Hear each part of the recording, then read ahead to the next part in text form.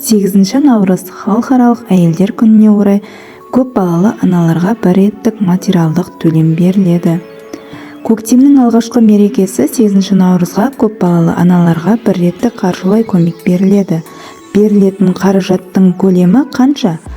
Аталған қаражат қай өңірлерге беріледі? Қайырлы күн баршаңызға. Тақырып қызық болса, соңына дейін қараңыздар. Халықаралық әйелдер күніне орай көпбалалы аналарға бір реттік материалдық төлем беріледі. Алайда жәрдемақы бүкіл ел аумағын қамтымайды.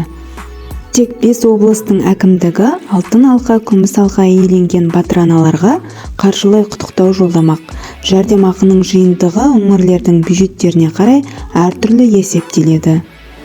Абай облысының әкімдігі 19 мың анаға, Шығыс Қазақстан облысының 4 баладан көп отбасыларға бірінші, екінші дәрежелі ана даңқын иеленген келіншектерге 15 мың теңге көлемінде жәрдемақы төлеуді жоспарлап отыр. Павлодар облысының Ақжағалылары да аналарға 5 айлық есептік көрсеткіш көлемінде қаржылай қолдау көрсетпек. Осындай сыйды Қарағанды облысындағы 7 мың әйел алса, солтүстік Қазақстан аймағындағы 7600-ге жуық көп балалы аналарға 18 мың мен 36 мың теңге аралығында бір жолғы жәрдемақы төленеді.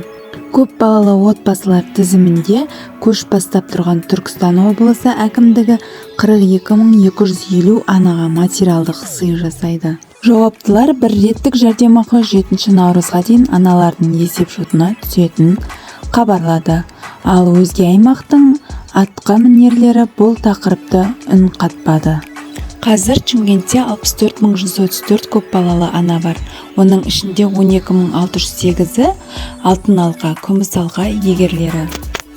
2019 жылдан бері қала мәслихатының шешімі негізінде жұмыспен қамту және әлеуметтік қорғау басқармасы тарапынан алтын алқа, күміс алқа белгілері иегерлеріне жыл сайын бір реттік әлеуметтік төлем төленеді.